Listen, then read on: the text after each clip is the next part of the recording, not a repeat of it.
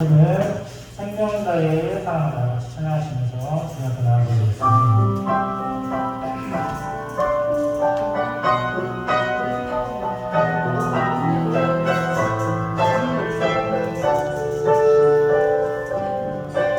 너희들 하나님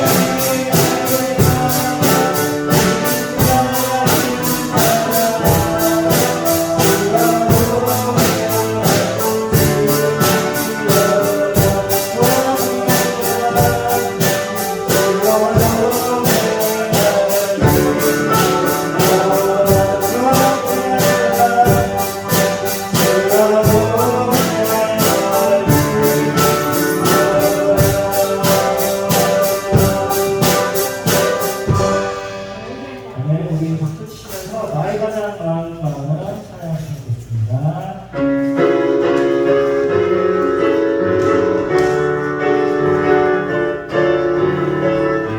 나의 가장 나은 마음을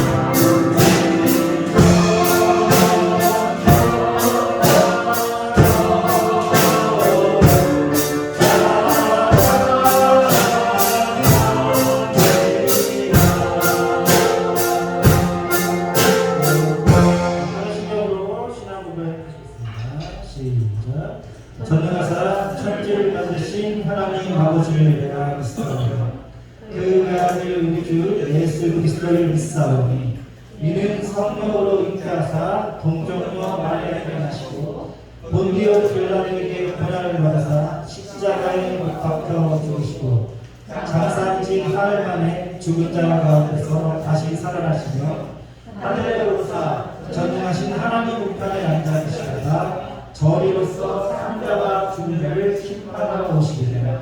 성령을 믿사오며 거룩한 공예와 성도가 서로 교통하는 것과 죄를 사하여 주시는 것과 몸이 다시 사는 것과 영원히 사는 것을 믿사오나이다. 아멘. 우리 임의하신 구세주여 찬양하시겠습니다.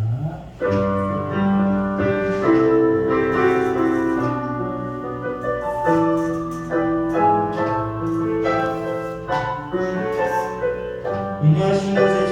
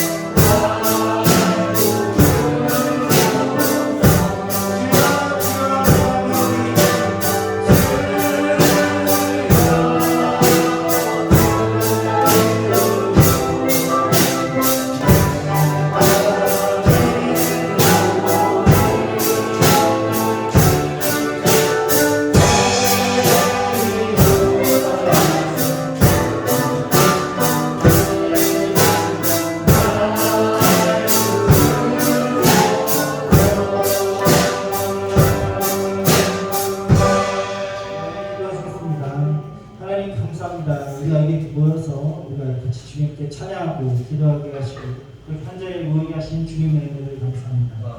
하나님, 우리가 다른 이름으로 구원을 받지 못하고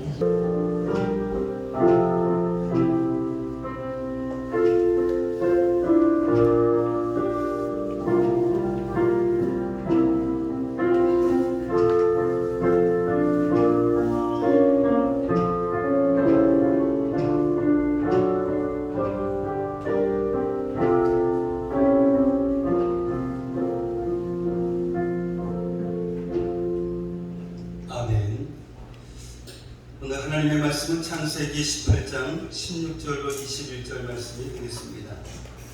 창세기 18장 16절로 21절 말씀입니다.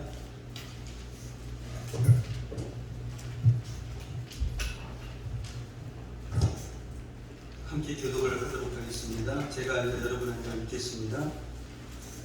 창세기 18장 16절. 그 사람들이 거기서 일어나서 소돔으로 향하고 아브라함은 그들을 전송하러 함께 나가니라. 여호와께서 이르시되 내가 가는 것을 아브라함에게 숨기겠느냐.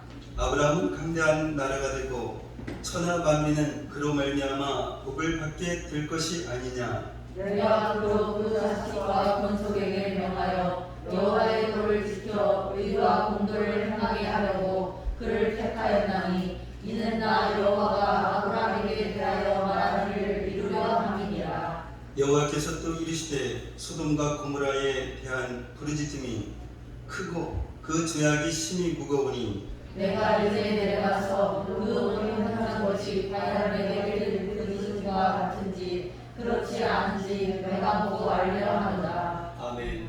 아멘. 오늘 말씀의 제목은 이 다음 세대를 위해서 우리가 해야 할 일이라고 하는 제목으로 말씀을 나누고자 합니다. 우리 교회 그 목표가 우리 교회가 다음 세대를 살리는 그러한 교회입니다. 그래서 이 오늘 말씀을 잘 들으시기를 바랍니다. 자, 여러분들이 이 세상을 살아가면서 가장 큰 축복이 무엇이라 라고 생각을 합니까? 저에게 있어서 만약 가장 큰 축복이라 하면 우리 교회가 부흥에서 한 1000여 명 모인다 라고 하면 정말 복받은 그런 교회, 복받은 목사 아닙니까? 우영희 집사님 지금 살고 있는 집에서 50평대 아파트 아니 60평대 아파트를 이자 없이 사신다라고 하면 그 축복 아닙니까? 우리 권사님들 나이가 많이 됐지만 그래도 건강하셔서 그냥 지금보다 더 한 20살 정도 더 어려 보이신다라고 하면 그것도 얼마나 큰 축복이겠습니까? 당사자들로서는. 지금 우리가 급여를 이렇게 한 200~300만 원 받았는데 오늘 갑자기 500~600만 원을 준다고 합니다. 이것도 복 아니겠습니까? 그러나 가장 큰 축복은 그것이 아니다라는 것입니다. 그러면 가장 큰 축복이 무엇일까요? 바로 예수님을 믿고 구원을 받는 것입니다. 이 세상 그 무엇과도 바꿀 수 없는 복입니다. 정말 이 세상 다 주어도 바꿀 수 없는 그런 복입니다. 예수님께서 이렇게 말씀하십니다. 마태복음 16장 26절 말씀 한번 보겠습니다. 함께 읽겠습니다. 사람이 만일 온 천하를 받고도 제 목숨을 잃으면 무엇이 유익하리요? 사람이 무엇을 주고 제 목숨과 바꾸겠느냐? 아멘. 정말 그렇습니다. 이 온 천하를 얻어도 자기 목숨을 잃으면 무엇이 유익하겠습니까? 돈이 아무리 많아도 또한 세상에서 아무리 성공해도 그리고 그 어떤 권세를 얻었다 해도 그것이 무슨 소용이 있겠습니까? 죽으면 그 모든 것이 끝인데 말입니다. 이 육신의 생명도 그러한데 하물며 이 영원한 생명이겠습니까? 천하를 얻었어도 지옥에서 영원히 그러한 심판을 받는다라고 하면 이 저주받은 인생입니다. 그러나 이 세상에서 고통 가운데 살아도 천국에서 영원히 기쁨과 안식을 누린다라고 하면 정말 그 인생은 축복받은 인생입니다. 그런데 이 세상을 살아가는 우리들은 이것을 실감하지 못하고 살아가는 그런 사람들이 참 많습니다. 이 세상을 살아가려면 의식주가 당연히 필요합니다. 그래서 아주 열심히 일하지요. 어떤 사람은 돈을 정말 많이 벌어서 좋은 옷을 입고 좋은 것을 먹고 좋은 집에서 삽니다. 반대로 어떤 사람은 가난해서 고생하며 삽니다. 그러나 예수님을 믿고 구원받은 이 최고의 복을 받은 그런 사람은 그런 것으로 인해서 불평하지 않습니다. 이 가난으로 인해서 고생은 하지만 그것으로 인해서 낙심하거나 불평하지 않습니다. 왜냐하면 이 구원의 복을 받았기 때문입니다. 이 연약한 육신, 병든 몸으로 인해서 고통당할 때도 있습니다. 정말 이 겪어보지 못한 사람은 그 고통을 모릅니다. 그래서 쉽게 말할 수 없습니다. 그러나 그것으로 인해서 절망하지 않습니다. 왜 그럴까요? 이 구원의 복을 받았기 때문입니다. 이 진리는 부유하고 건강하고 정말 이 세상에서 성공한 사람에게도 동일하게 적용이 됩니다. 이 구원의 복이 최고의 복임을 믿는 사람은 이 재물을 의지하지 않습니다. 건강하다고 자만하지 않습니다. 이 세상 성공이 마치 이 신앙생활의 성공인 것처럼 착각하지도 않습니다. 구원의 복이 되시는 그 예수님만 의지하고 그 예수님만 자랑하고 그 예수님만 사랑하게 됩니다. 이 말씀을 보면 이 아브라함은 정말 복받은 사람입니다. 아브라함은 정말 큰 부자였습니다. 아브라함은 이 가나안 땅에서 왕의 수준에서 대접받는 그런 사람이었습니다. 이 가나안 땅에 들어올 때는 나그네로 온 사람이 정말 이 정도의 자리에 올랐으니 이 대단한 성공을 한 것 아닙니까? 그러나 단지 이런 것들로 인해서 아브라함을 복받은 사람이다 라고 말하는 것이 아닙니다. 이 아브라함을 복받은 그런 사람이라고 말하는 것은 하나님께서 아브라함을 의롭다라고 인정해 주시고 또한 이 믿음으로 구원받았기 때문입니다. 그래서 이 아브라함을 복받은 사람이다 라고 말하는 것입니다. 여기에는 우리들도 예수를 믿고 구원받았습니다. 그래서 우리는 이 세상에서 제일 복된 그런 사람들입니다. 아멘은 아무도 안 하시네요. 복받은 사람들이 아닌가 봐요. 요즘 TV를 통해서 아프가니스탄에 관한 뉴스를 보셨을 것입니다. 그 뉴스를 보시면서 어떠한 생각이 드셨습니까? 이 탈레반이 아프가니스탄을 완전히 장악했습니다. 이 탈레반이 나라가 되고 말았습니다. 그때 수많은 그러한 사람들이 외국으로 피신하기 위해서 공항으로 몰려왔습니다. 그러나 대부분의 그 사람들은 비행기를 탈 수가 없었습니다. 뉴스를 보니까 비행기에 매달린 사람, 비행기를 붙잡고 쫓아가는 사람 참 많이 있습니다. 그러나 이 비행기가 달려갑니다.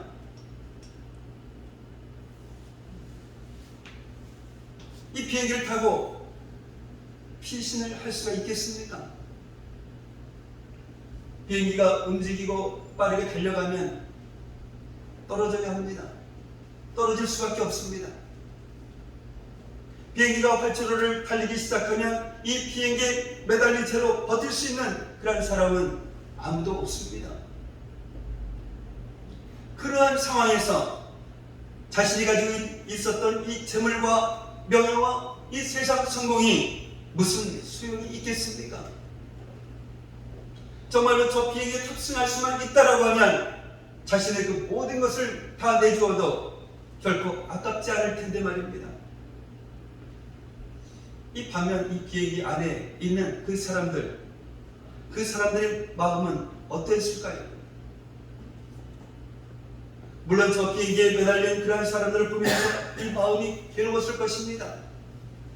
함께 가면 얼마나 좋겠습니까? 그러나 자신이 이 비행기 안에 있다는 그 사실, 그래서 탈레반이 장악한 이 아프가니스탄을 떠날 수 있다는 그 사실, 이것 하나만으로 감사하고 또 감사했을 것입니다. 그 모습을 보면서 그 모습이 바로 이 노아의 때를 생각하게 합니다. 노아와 그의 가족들, 바로 이 방주에 탔습니다.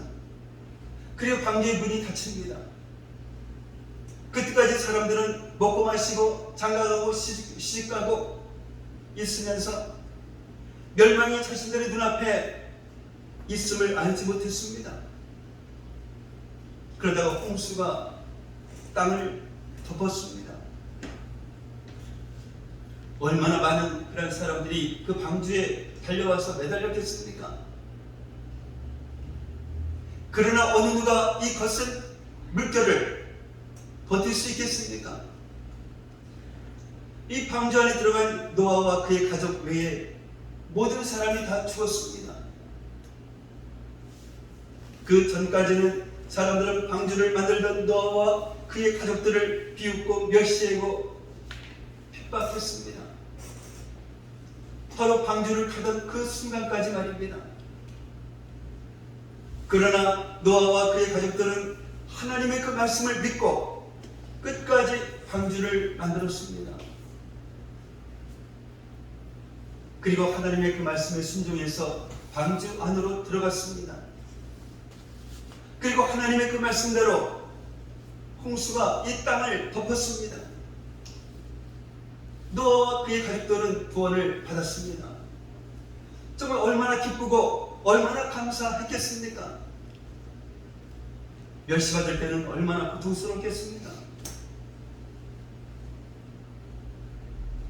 근데 우리는 이 노아처럼 120년 동안 방주를 만들 필요가 없습니다. 왜냐하면 예수님께서 구원의 방주가 되셨기 때문입니다. 그래서 우리들은 그 예수님만 믿으면 되는 것입니다. 예수님을 믿는 것은 바로 이 구원의 방주에 올라탔다라는 것입니다. 그래서 이 중간에 내리면 안 됩니다.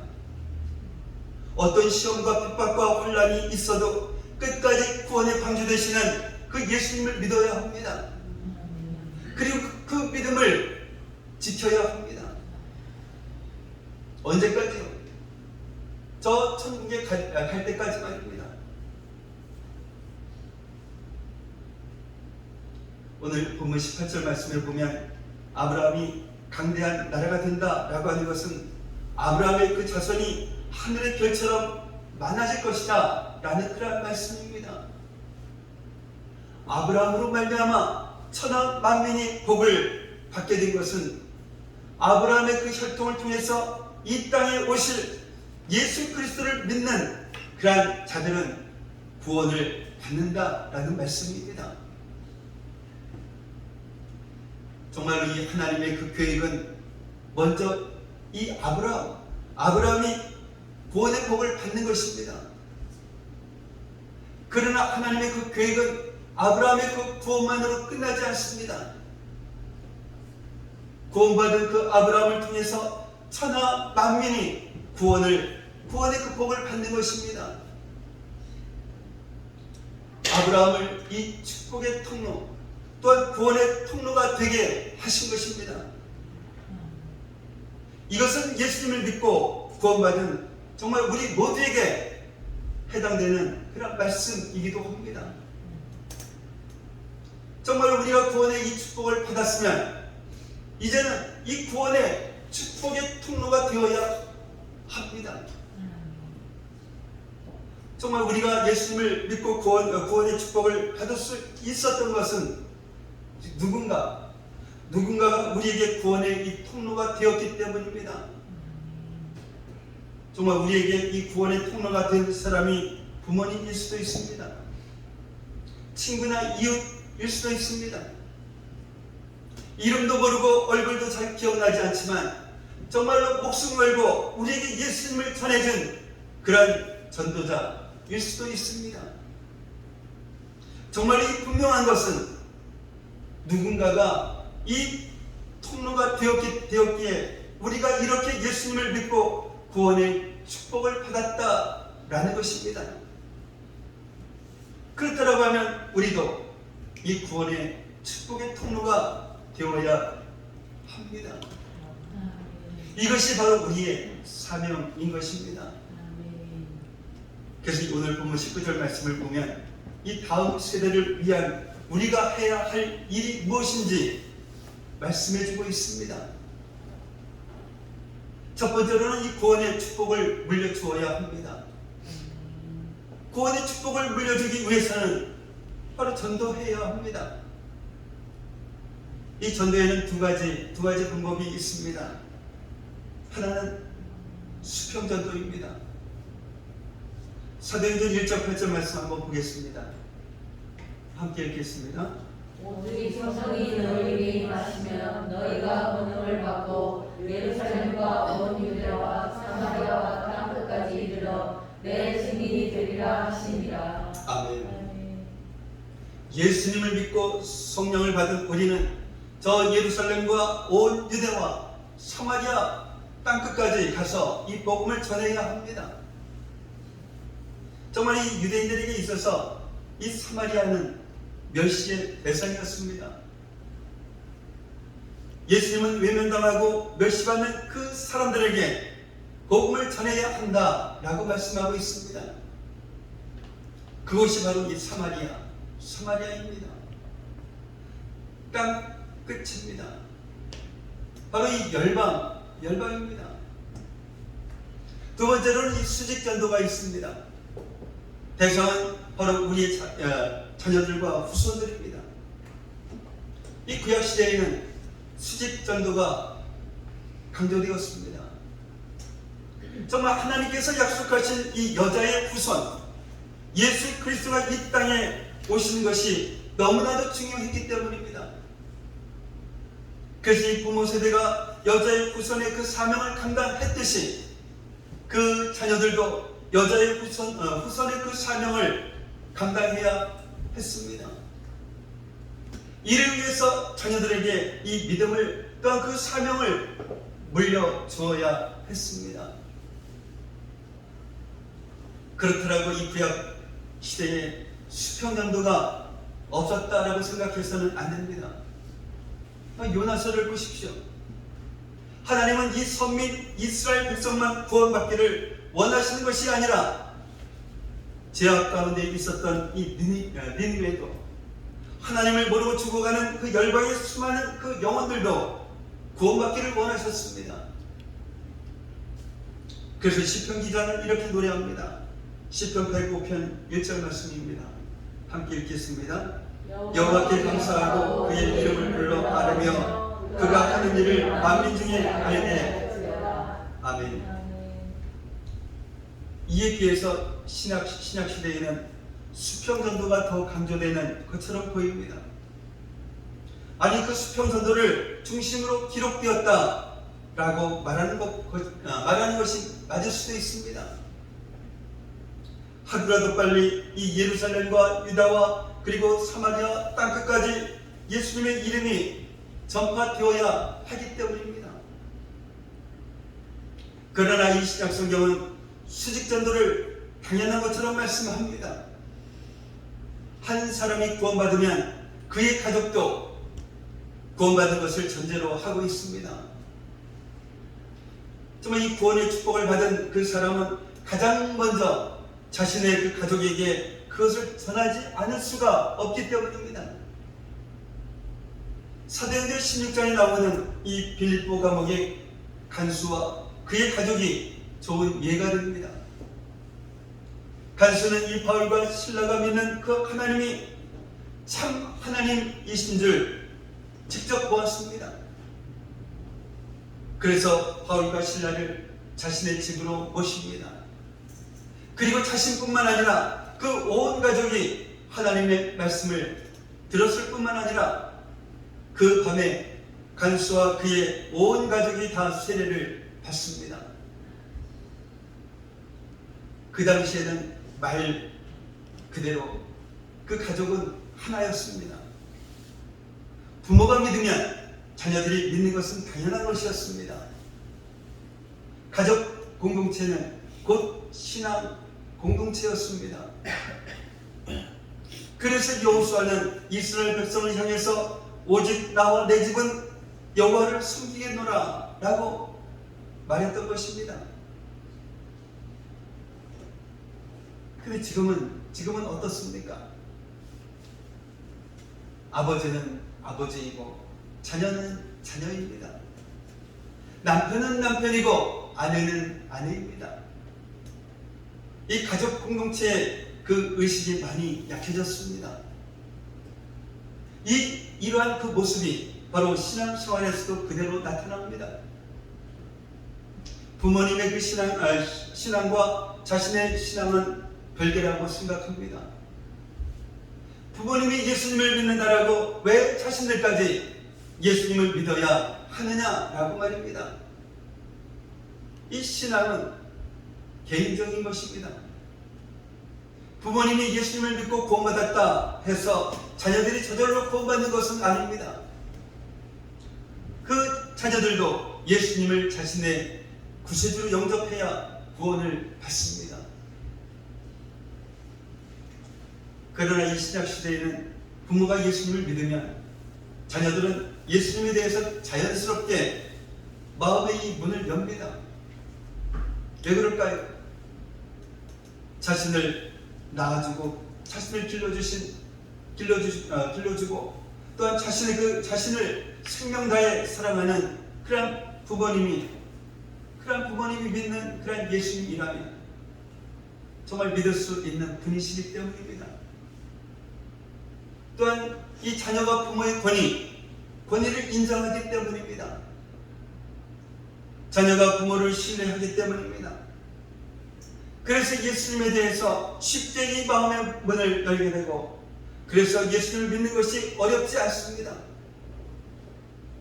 부모님이 만난 그 예수님을 자녀들도 만나게 되는 것입니다. 부모님이 예수님을 주님으로 고백하는 것처럼 이 자녀들도 예수님을 주님으로 고백하게 되는 것입니다. 그러나 지금은 그렇지 않습니다. 모두가 그런 것은 아니지만 사회 전체적인 그런 분위기가 부모의 권위를 인정하지 않습니다. 이 부모의 말보다는 인터넷을 통해서 접하는 그런 이야기를 더 신뢰합니다. 과거에는 이 사춘기라도 넘지 않는 그런 선이 있었는데 지금은 그런 것이 없습니다. 이러한 사회적인 그 현상이 신앙생활에서도 그대로 나타나고 있습니다. 자녀들의 그 신앙교육이 힘든 이유 가운데 하나입니다. 그래서 더욱 우리가 받을 그 구원의 축복을 다음 세대에도 받을 수 있도록 힘써야 합니다. 우리가 감당하는 그러한 사명을 다음 세대가 이어서 감당할 수 있도록 정말 이 숙명을 걸어야 합니다. 이렇게까지 하지 않으면 안 되는 그러한 이유는 마귀가 이 다음 세대를 노리고 정말 이 총공격을 벌이고 있기 때문입니다. 우리가 아무리 그러한 신앙생활을 잘해도 다음 세대를 정말 세우지 못하면 승리했다라고 말할 수 없습니다. 구원의 통로, 이 축복의 통로가 되는 그 사명을 감당하지 못했기 때문입니다. 다음 세대를 향한 이 영적 전쟁이 너무나 치열합니다. 그런데 부모인 우리가 좀 안일합니다. 안일해도 너무 안일하죠. 두 번째로는 이 말씀을 지켜서 의와 공도를 행하도록 인도해야 합니다. 이 말씀은 하나님의 말씀대로 사는 그러한 경건한 자녀로 양육해야 한다라는 말씀입니다. 그러기 위해서는 부모인 우리가 먼저 그렇게 살아야 합니다. 어려서부터 이 부모와 함께 신앙생활을 하던 그러한 자녀들이 이 교회를 떠나는 가장 큰 이유 가운데 하나는 정말 이 부모의 이중적인 모습 때문입니다. 정말 가정에서와 이 교회에서의 그 모습이 달라도 너무 다른 것입니다. 이 교회 가는 차 안에서 부부가 싸웁니다. 그러다가 교회에 도착해서 차에서 내리면 한순간에 변합니다. 정말 이 웃는 얼굴로 할렐루야 하면서 교회에 있는 사람들과 인사를 나눕니다. 그런 모습을 옆에서 지켜보는 이 자녀들은 배신감을 느낍니다. 그렇다고 차 안에서 싸우던 그러한 모습 그대로 교회 사람들을 대해서는 안 됩니다. 비록 차 안에서는 온갖 인상을 쓰면서 거친 말로 싸웠다 할지라도 만나는 그런 사람들에게 같은 인상과 같은 말을 사용해서는 안 됩니다. 그것은 이중적인 그러한 것이 아니라 상대방에 대한 그러한 큰 신뢰인 것입니다. 어디 이것이 교회뿐이겠습니까? 이것은 어디에서 누구를 만나든지 그러한 기본적으로 지켜야 할 그러한 예의인 것입니다. 그러나 그 자녀들은 그렇게 받아들이지를 못합니다. 부모를 불신하게 되고 부모가 믿는 그 예수님도 불신하게 됩니다. 어쩔 수가 없습니다. 자녀들이 개인적으로 예수님을 만나기 전까지는 부모님을 통해 비춰진 예수님의 모습을 받아들이기 때문입니다. 부모에 대한 그런 불신과 실망은 교회 어른들에게 대한 이 불신과 실망으로 이어집니다. 가만히 교회 어른들을 보면 자신의 그 부모님과 크게 다르지 않습니다. 정말로 이 예배 드릴 때는 그렇게 경건합니다. 뜨겁게 찬양하고 눈물을 흘리면서 기도합니다. 그런데 이 예배가 끝나면 어떻게 그렇게 달라질까요?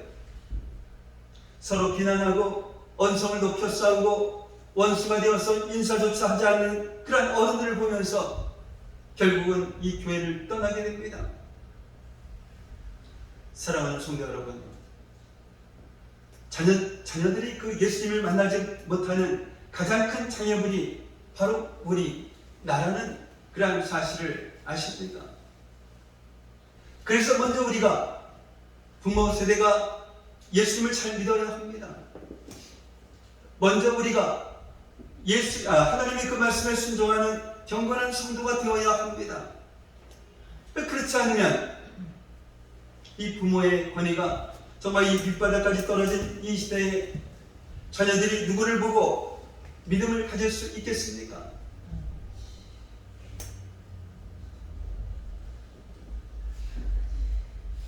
그렇다고 이 믿음의 인물이 되려면 의사가 되고 변호사가 되고 또한 교수가 되어야 한다라는 그런 말씀은 아닙니다. 하나님을 잘 믿는 경건한 그 한 사람의 영향력이 얼마나 중요한지를 나누려고 하는 것입니다. 아브라함을 통해서 그의 자손들이 하나님을 경외하는 그러한 경건한 자녀들이 되었듯이 조나단 그 에드워드를 통해서 그의 자손들이 하나님을 경외하는 경건한 자녀들이 되었습니다. 이 부모인 우리가 이렇게 중요하다라는 그런 말씀을 드리는 것입니다.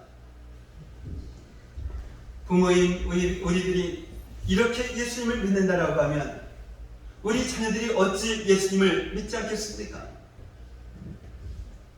부모인 우리들이 이렇게 경건한 신앙생활을 한다라고 하면 우리 자녀들이 어찌 우리를 통해서 예수님을 만나지 못하겠습니까?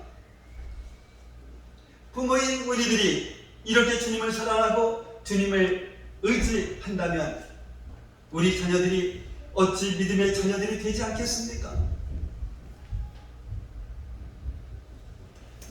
그래서 먼저 우리가 예수님을 잘 믿어야 합니다. 먼저 우리가 이 기도의 삶을 살아야 합니다. 먼저 우리가 이 말씀대로 살아야 합니다. 그 다음에 우리 자녀들을 말씀대로 사는 그러한 경건한 자녀로 양육해야 합니다.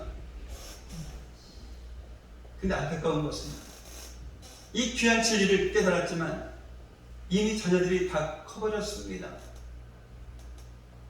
정말 한마디만 해도 잔소리라고 신경질 부리며 이 부모의 말을 듣지 않는 그런 나이가 되어버렸다는 것입니다. 그러면 우리는 어떻게 해야 합니까?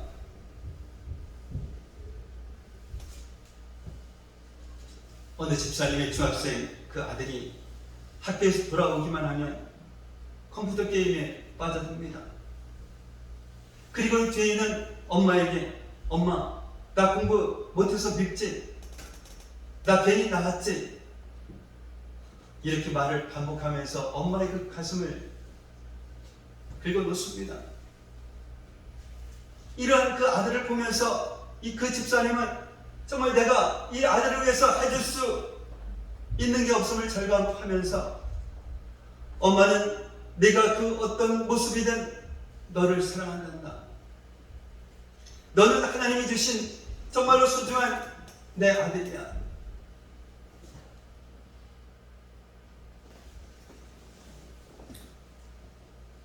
이러한 말을 해주면서 계속 기도해 주었습니다.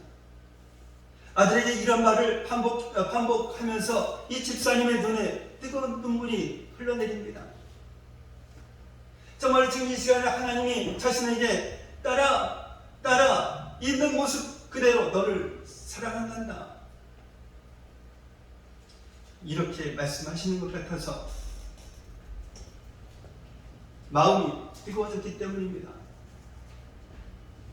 이렇게 몇 년의 그 세월이 흐르자 변함없는 그 엄마의 그 사랑에 마음이 녹은 그러한 아들은 엄마가 들려주는 그러한 하나님 이야기에 귀 기울이게 되고 게임 대신에 책을 붙잡게 됩니다.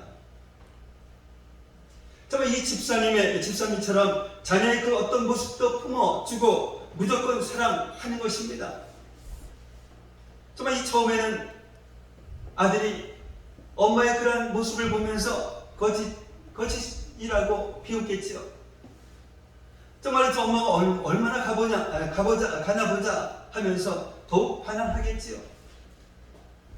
그렇다고 포기할 수 없지 않습니까? 내가 죽어서라도 살려야 할 우리 자녀들 아닙니까?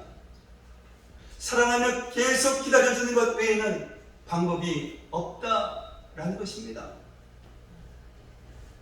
그렇게 하려면 어떻게 해야 합니까? 바로 기도해야 합니다. 부모가 아무리 자녀를 사랑해도 부모의 그 사랑에는 그 한계가 있습니다. 무엇보다도 자녀를 믿음의 사람으로 세우는 것은 생명을 거는 그런 영적 싸움입니다. 그래서 기도해야 합니다. 그 기도를 통해서 하나님이 주시는 저 하늘의 그 위로를 받아야 합니다. 기도를 통해서 우리의 자녀를 붙잡고 있는 마귀와 영적 싸움을 해야 합니다. 그러면 반드시 승리합니다. 아무리 소망없는 그러한 자녀라 할지라도 결국은 예수님을 믿고 구원의 축복을 받게 될 것입니다. 그리고 우리처럼 이 축복의 통로의 그 사명을 감당하는 그런 믿음의 사람으로 세워질 것입니다. 마지막 세 번째로는 이러한 일을 이루시는 분이 바로 하나님이심을 믿어야 합니다. 오늘 본문 19절 말씀을 보면 자녀로 하여금 여호와의 도를 지켜 의와 공도를 행하게 하시는 분이 누구인지를 깨닫게 됩니다. 정말 아브라함입니까? 아니지요.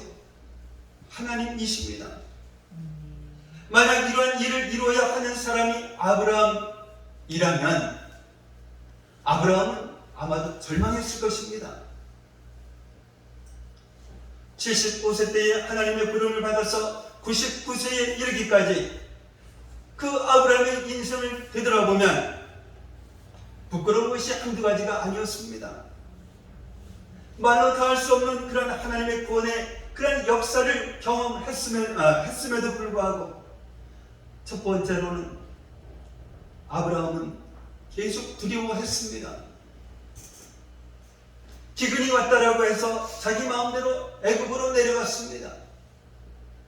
그곳에서 자기 아내를 누이라고 거짓말했습니다. 결국 믿음의 아들을 낳아야 할 그 아내를 애굽왕 바로에게 빼앗기고 말았습니다. 하나님의 그 강권적인 그 역사로 아내를 되찾아서 가나안으로 돌아왔지만 그래도 여전히 두려워했습니다. 그리고 또한 아내의 사라의 말을 듣고 자기 마음대로 하갈을 첩으로 삼아서 가정에 큰 불화를 만들었습니다. 그래서 14년 동안 하나님의 말씀이 들리지 않는 그런 징계의 시간을 보냈습니다. 그 후에 하나님께서 나타나셔서 아들을 주신다 라고 말씀하셨지만 그 믿음의 한계를 넘어가지 못하고 웃었습니다. 아브라함이 바로 이러한 사람이었습니다. 이런 자신이 어떻게 자녀를 하나님의 말씀에 순종하는 그런 경건한 자녀로 양육할 수가 있겠습니까? 이런 자신이 어떻게 자녀를 여자의 후손의 그 사명을 감당하는 믿음의 사람으로 세울 수 있겠습니까? 자신의 힘으로는 불가능합니다. 그런데 하나님께서 하시겠다라고 말씀하시는 것입니다. 정말 하나님이 하신다라고 하면 얼마든지 가능합니다. 그 증거가 바로 이 아브라함 자신입니다. 하나님께서 자신과 같이 허물 많고 연약한 사람을 지금 이 믿음의 자리까지 이끌어 오셨다라고 하면 자신의 자녀 또한 능히 경건한 자녀로 하나님의 그 사명을 감당하는 그런 믿음의 자녀로 세우실 것입니다. 사랑하는 성도 여러분, 우리가 하는 것이 아닙니다. 하나님이 하십니다. 사실 이 말씀을 준비하는 그 제 마음도 무거웠습니다. 나도 내 자녀를 그렇게 양육하지 못하고 있기 때문입니다. 그런 내가 어떻게 이런 말씀을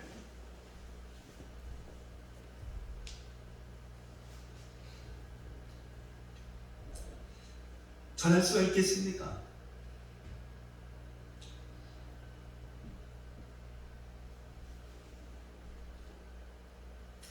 그러나 내가 하는 것이 아니라 하나님께서 하신다 라고 말씀하십니다.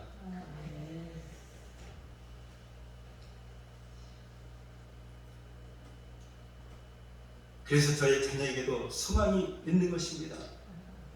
이 믿음 때문에, 이 소망 때문에 이렇게 여러분에게 말씀을 전하고 있는 것입니다.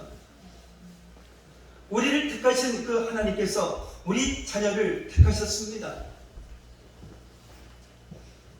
죄 많고 고집센 우리들을 끝까지 포기하지 않으시고 사랑으로 인도하시는 그 하나님, 그래서 우리를 이렇게 믿음의 사람으로 세워가시는 하나님께서 우리 자녀들에게도 그렇게 역사하실 것입니다. 그래서 우리가 할 것은 하나님을 신뢰하고 믿음으로 사는 것입니다. 우리의 힘과 노력으로는 경건한 자녀 또한 사명을 감당하는 믿음의 자녀로 세울 수가 없습니다. 그러나 자녀들에게 우리의 믿음을 보여줄 수는 있습니다. 또 그래야 합니다. 정말 이 아프가니스탄에도 소수의 기독교인들이 있었습니다. 탈레반 정권 아래서 그들은 지금 생명을 걸고 믿음을 지키고 있습니다. 탈레반 정권 그 이전에 기독교인들이 이 정부에서 기록한 어떤 정부의 종교를 기독교인으로 등록을 했다라고 합니다. 그러니 이제 탈레반이 정권을 장악했기에 정부에 기록된 그 자료는 얼마 지나지 않아서 탈레반의 그 손에 들어갑니다. 너무나도 자명한 그러한 일입니다. 그런데 이 믿음의 형제들은 자신들이 기독교인이라고 자진해서 등록을 했습니다. 정말 이 생명을 내어놓는 그러한 일입니다. 그런데 왜 이들은 생명을 걸면서까지 이런 그러한 일을 했을까요? 자신들이 그 생명을 걸고 믿음을 지키지 않으면 정말 이 다음 세대가 무너지기 때문입니다.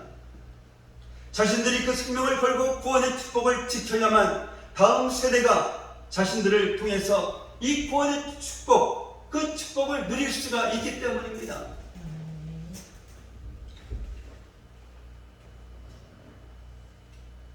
사랑하는 성도 여러분, 이것이 다음 세대를 위해서 우리가 지금 해야 할 일인 것입니다. 왜 그렇습니까? 다음 세대에 있어서 우리나라가 어떻게 변할지 모릅니다.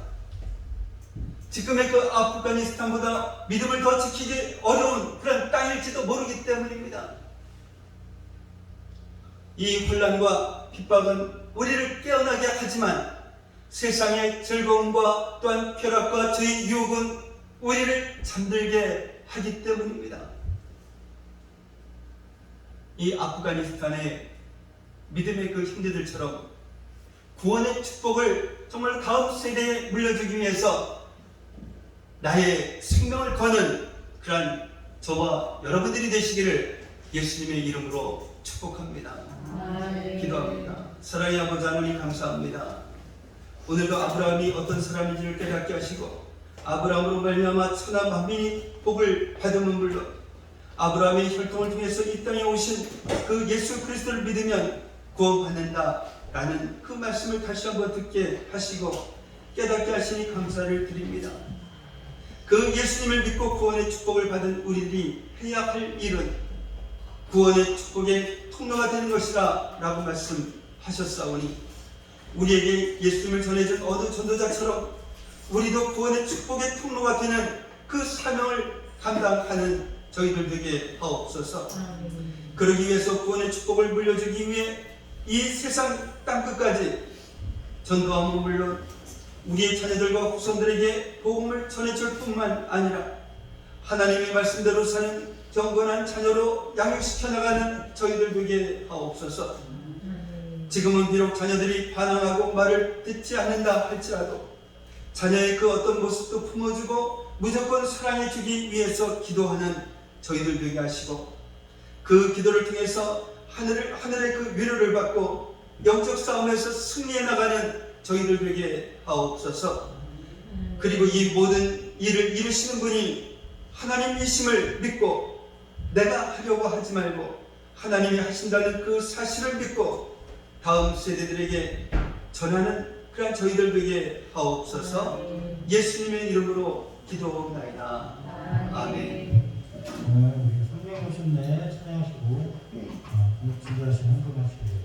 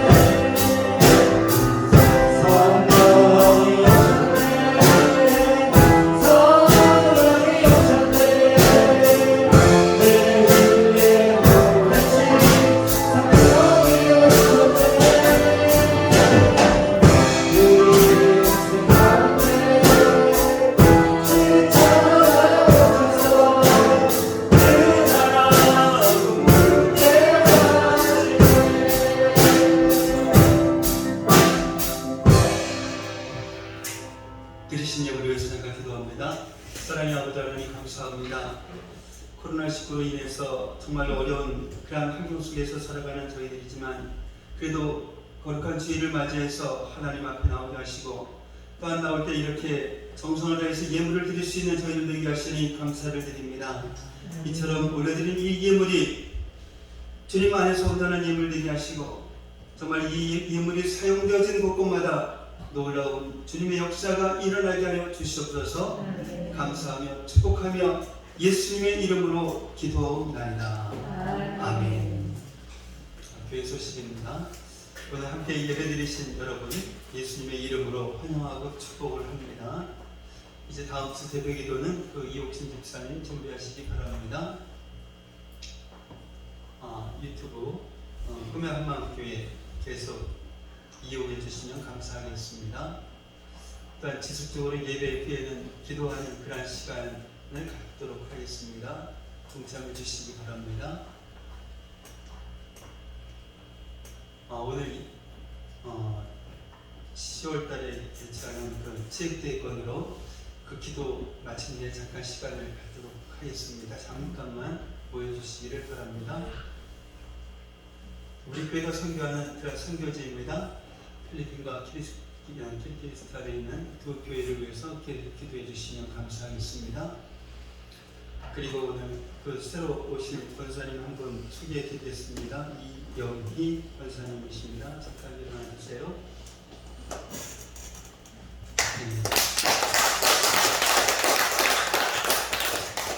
저희 아파트 사시는데 좀 너무나도 귀하신 권사님이세요.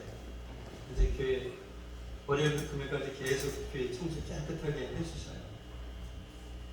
정말 귀하신 그 권사님이십니다. 감사합니다. 제가 기도합니다. 사랑의 아버지 하나님 감사합니다. 정말 오늘 이 귀한 이영희 권사님 저희 교회를 오게 하시고 또한 저희 교회에 등록하게 하신 아버지 하나님 정말 이것에는 정말 하나님의 뜻이 담겨 있는 줄 믿습니다. 정말 하나님의 뜻을 펼쳐나갈 때 조금도 부족함이 없는 권사님 되게 하시고 그로 인하여 이 교회가 더욱 부흥 발전되는 그러한 교회가 되게 하옵소서. 항상 하나님께서 그 마음을 붙잡아 주시고 인도하여 주시고 위로하여 주시고 그래서 항상 평안한 그런 삶을 살아가는 우리 권사님 되게 하옵소서. 예수님의 이름으로 기도하옵나이다. 아멘. 이제 다음 광고 없으시면 다 같이 일어나셔서 찬송가 5장 부르신 후에 축도로서 예배를 마치도록 하겠습니다.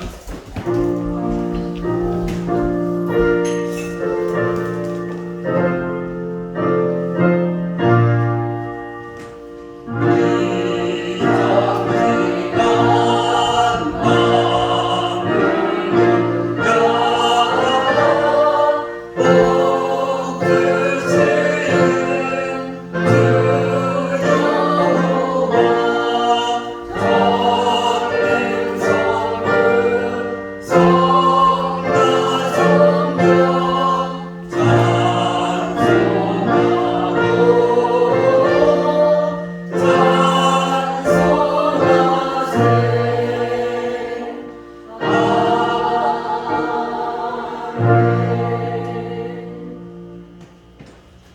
이제는 우리 주 예수 그리스도의 은혜와 하나님 아버지의 무한하신 사랑하심과 내주하시는 성령님의 감화감동 충만 교통하심이 오늘 이 시간 이 세상에서 가장 큰 축복은 예수님을 믿고 구원받은 것이라는 그런 사실을 깨닫고 이 축복을 다음 세대에 물려주기 위해서 생명을 걸어버리라 다짐하며 들어가는 성도들 머리 위에, 성도들의 직장과 사업장 위에, 그 성도들의 가정과 모든 생활 위에, 그리고 공부하는 학생들 머리 위에 이제로부터